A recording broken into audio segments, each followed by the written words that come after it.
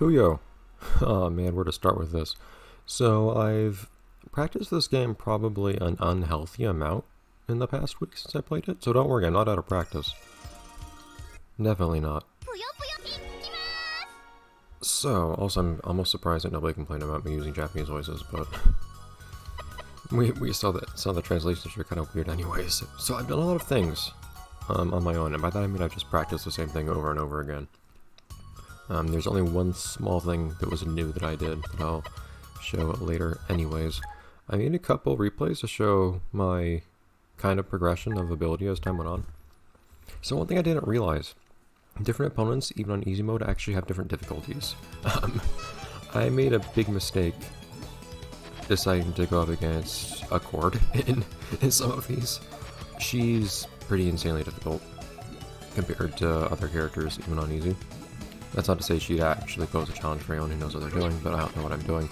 So this I recorded, I think, a full week ago. This was the day after I played my first sitting in the recording. And for a while I was practicing against Arl, for whatever reason. I think she's a little bit easier than Amity, who I've been using ever since. You can see that I'm actually starting to somewhat construct chains sometimes. More than anything, I think I just saved this one because it felt like kind of a close game. And you'll see why towards the end. I've been hitting kind of an awkward spike in difficulty in this game though. Its difficulty curves up a weird because of the fever mechanic. I'm actually not sure I like fever that much in this game, but I'll talk about my feelings on it later. But hey, you can see I'm trying to use what's called a blocking technique, where I have three of some color, namely the green on the left here, and I say, okay, I'm going to introduce a fourth of that color, but I'm going to block it off in such a way that I can actually pop that other color and then set up a chain, like that. So hey, I can do 2 chains now. If you can repeat that, you can get 3 chains. So that's, in my mind, the most intuitive way to make chains. The next step for me is going to be memorizing actual patterns of chains you can make. And then I can start building them in a more non-linear fashion. The tricky part with making chains with the blocking technique is that it's all linear. You start with one color, then move on to another color, and so on, except you're not going to always get that one color that you need, so it poses a problem where you just keep getting colors that you don't actually want. See how I'm tossing stuff off to the side. I just really want a blue. I get a blue? Okay, but what do I do with these other colors now? In the meantime, I'm sometimes taking random garbage Puyo from Arl here. And then here I think I kind of accidentally, I didn't mean to get a 3 chain there, but I did. Also, I've gotten a little bit, have I? There we go, I think, there. I've gotten a little bit better at Fever too. I've come to understand a lot of these boards better. This is a classic stairs pattern, so a lot of the patterns you can build on your own actually memorize are the ones that you see here in the Fever. Now this one's a little more abstract, I think. And then look at that! Arl actually gets a fever before I even get to land any of my stuff on her. I think what I do though, the easy AI tends not to fever very well. Is I don't know if if they do this on purpose, or signs that they're just unlucky. I think she's just unlucky there. But if you can manage to throw garbage on someone while they're in fever, it really messes them up. Interestingly, you can see that she has 2 garbage bars on the top right there. The one in the back is actually what was accumulated before she went to fever, and now it came into effect. But that won't actually affect her while she's in fever. But any trash that I send over while she's in fever can affect her, as you saw there. And a pretty embarrassing way to lose is to get hit by trash while in fever. I think she just didn't have the color she needed, so I messed her up there, but I find that the easy AI tends not to do very well with fever anyways, except for when they do, and sometimes they do. So this was a few days later, I think, this one. Or maybe it was the next day, I don't know, but I was a lot better by this point. And I think this is where you start seeing me somewhat reliably produce 3 chains. And I've been going against Amity now at this point, who I think is slightly more difficult than Arl. Another thing to notice about Amity though is that she actually has different loadouts of Puyo. You might not have noticed with Arl, but Arl, as kind of a reference to her being, I believe, the protagonist of the older Puyo games, her Puyo loadout, the Puyos that she actually gets to place on the board, they only ever come in pairs. She doesn't get large Puyos or like 3 or 4 Puyo at once, only ever 2. Which in this game is kind of a disadvantage because even though that's a lot easier to control, you're literally just placing fewer Puyo on the board at once. Ah, see? 3 chain right there. It's almost turns into a fortune because of the garbage by accident. You'll also see, I think at some point here in this, I might have done it already. You see I adopt a tactic where, there you go. If you have big vertical differences in your stacks of Puyo, you can actually withstand garbage a little bit better because you'll still have access to things from the side. You need to be careful though because the way you get a game over is actually by having any Puyo reach those X's on the top of the screen. Those 2 spaces, if any Puyo occupy that and don't immediately pop, then you lose. That's what those mean. Which means the sides, the left and right sides, you can actually stack as high as you want. You can even have as many garbage accumulate there as you want. It's never a problem.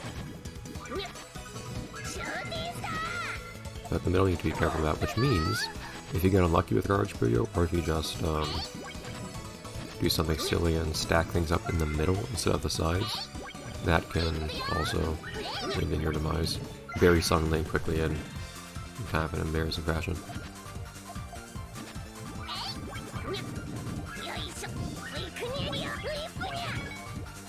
So an interesting mechanic about, well, you're not going to see it here. An interesting mechanic with Fever as well is that the length of each chain that they give to you in Fever actually changes. Each successful chain that you make actually makes the next chain longer. Each one that you fail makes the next one shorter by a lot. What else made me feel good about this one? I don't remember why I saved this one. I think I got a good chain on this one early on. But the reason I was saying this game gets a little bit harder when you start getting better is because the Fever mechanic is basically a comeback mechanic. And that's to say that it tends to advantage whoever is defending. Here I managed to barely activate the chain, which I think was only supposed to be 3 long, but happened to be 4 anyways, by accident. But see, now I'm on the defensive, but I can build up my Fever gauge doing that. Why is that building up my Fever gauge? Because it's offsetting. What is offsetting? The game doesn't tell you. So offsetting is when you have garbage Puyo on the top of the screen that haven't fallen yet, and then you make a chain. Each match that you, well, not quite each match, but each chain, I guess you'd say, that you make will fill that. A 2 chain, for instance, will fill 2 bars on that if each of those Puyo are counteracting garbage Puyo that have on the top of the screen. Because you see what I'm doing now? I'm subtracting from Puyo that I have on the top of the screen, and then once that's empty, then I start adding garbage Puyo to the right side of the screen to my opponent's field. It's really simple, it's just the game doesn't explain it.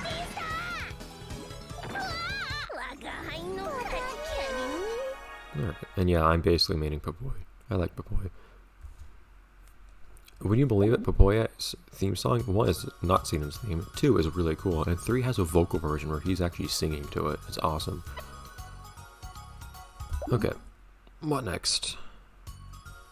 So, I guess I should show the one thing that I haven't actually done on camera. Original in this Puyo. This is the one thing that I did, and it's a good way to practice.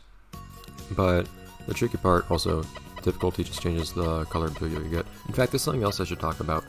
So when you select a difficulty at the beginning of a free match, that changes a couple things.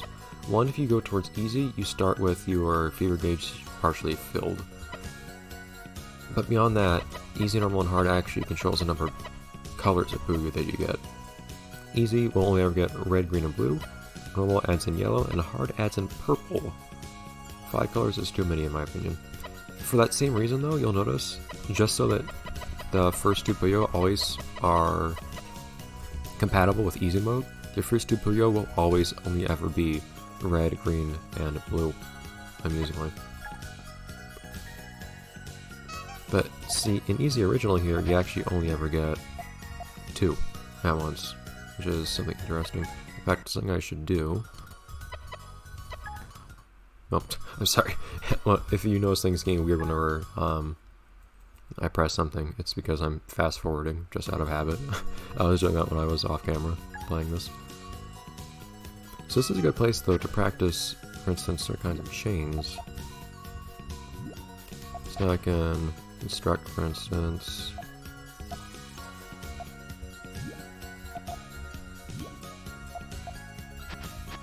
chains of various sorts. You'll notice I'm not especially great at practicing myself.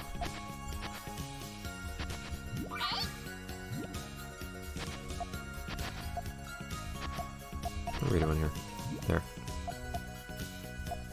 And let's set off this here, this here. If we want, we can try to go for one more.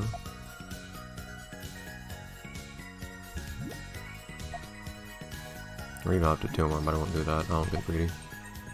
And now we're in that awkward situation. Oh no, I need a color that isn't appearing. This is why you want to try to avoid relying on really strict structures. Like this one, I was even able to make a little bit non-linearly. This is a classic stair structure. But even stairs, you know you can make them in a non-linear fashion. You notice I just kind of stack them in whatever way suited my fancy. I was able to adapt over time. Even then, I got to a situation towards the end where I just need a certain color and I couldn't really do anything without it. And you want to stay out of that situation. People who know what they're doing in this game will actually manage to find a use for every single Puyo. I am nothing like that, so that's something that I need to work on. But that's classic Puyo, which is very, very slow going. I have not tried the other ones. I have not tried these other endless, so we might as well try them now. New music, apparently. Interesting. Ah. Oh, is this just practice for, yeah, it really is actually just Fever. Whoops, that's not what we're supposed to be doing here. Whoops. Great. I didn't mean to do what I did at the end there. So notice that I did badly on that one, so I got a smaller chain afterwards. But I guess this is how you practice. Oh, and full clear, which means that my next chain is going to be even longer, actually.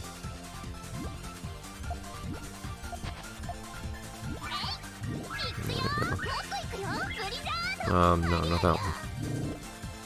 Mix up something here. I might have accidentally set off a combo, really. But I guess this is a good way to practice these chains, which is certainly useful. I got plenty of practice just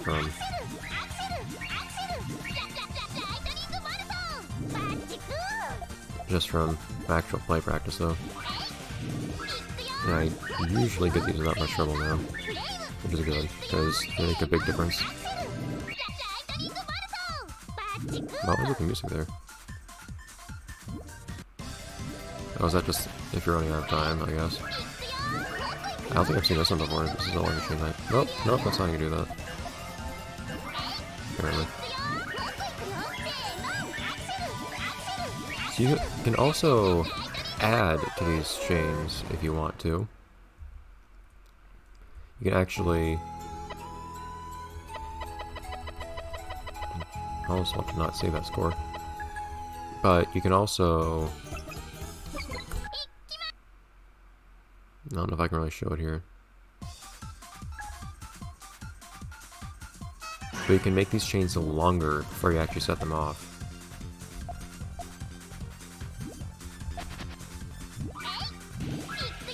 Or you can set up an all clear like that, which also works in your favor.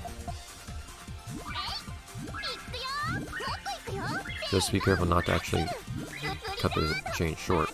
But the length of the next chain, I believe, is supposed to be the length of your previous chain plus 1, or if you get a full clear, plus 2.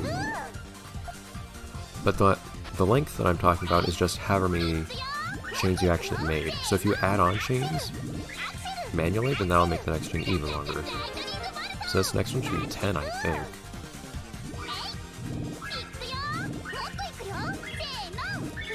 Unless I add to it myself. Well, actually not being allowed. I've gotten flowers there. This is by far the longest. I've never gotten any.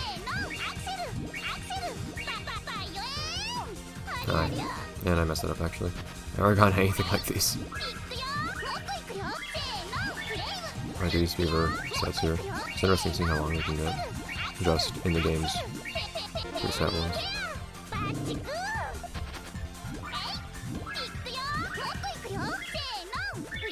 It's fun just watching them. So yeah, these are actually all very standard, mostly very standard ways of setting up combos though, you'll notice. Like, you notice how they kind of stack onto themselves on levels. Whoops. Didn't have enough time to react there. I was trying to go left. But that last one, for instance, on the bottom was stairs, but towards the top it was something else.